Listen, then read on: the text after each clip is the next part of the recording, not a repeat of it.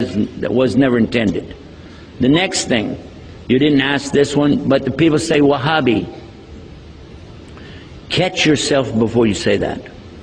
Stop yourself. The other word I told you is the Arabic word, so is this. It means to bestow, to give. Al-Wahhab, if you say Al-Wahhab, you must be very careful now. You just said Allah's name. Allah is Al-Wahhab. He is the bestower, the ultimate bestower. So you don't take Allah's name and play with it like that. What really happened over 200 years ago, there was a student of knowledge who memorized the Quran when he was not even a teenager yet. He studied all of the fiqh, jurisprudence of the Hanafi. Then he began to study others, and his father, who was a scholar, told him to stop. Just stay with what we have. He said, I want to learn the others. His father almost disowned him because of it. It was very upsetting.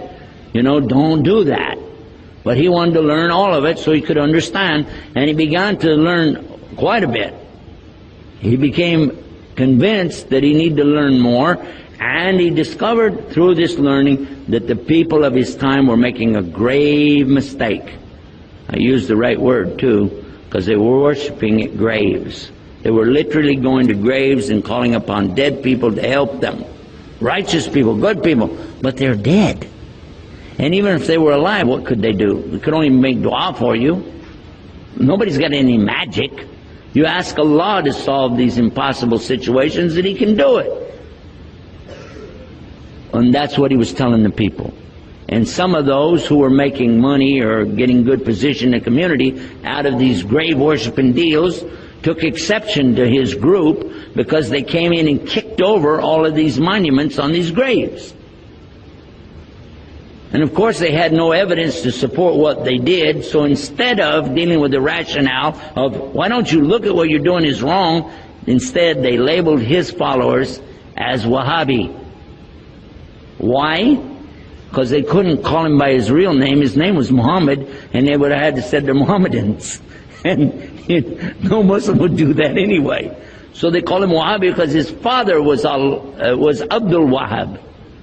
So he was Muhammad ibn Abdul Wahhab, and he wrote a book called Kitab al-Iman.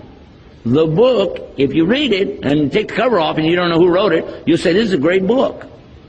It's very good about the belief in Allah is one and the teachings that come with it. It's kind of like a workbook. It just has a few verses or something and then tells you to go look up the rest of it. And it was given to some scholars who were attacking and saying, these Wahhabi people, so and so on. So what do you think about Kitab al-Iman? Says it's a bad book, don't read it. It's okay. So they gave him the book without the cover on it. Didn't tell him. This is a scholar. I'm not going to tell you who. Big scholar. Current. He read it and he loved it. He said, this is the aqidah of a real Muslim, the belief system of a real Muslim. And when they said, well, here's the cover for the book, and he went, huh? And he said, astaghfirullah, I made a mistake. Big mistake. All of us need to understand that whenever somebody doesn't want to admit their mistake, it's a lot easier to point and say,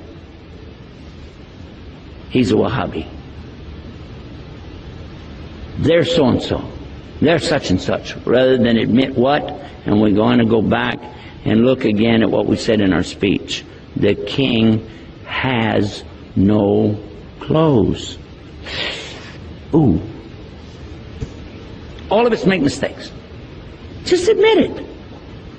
What is the big deal? Only Allah is free of mistakes.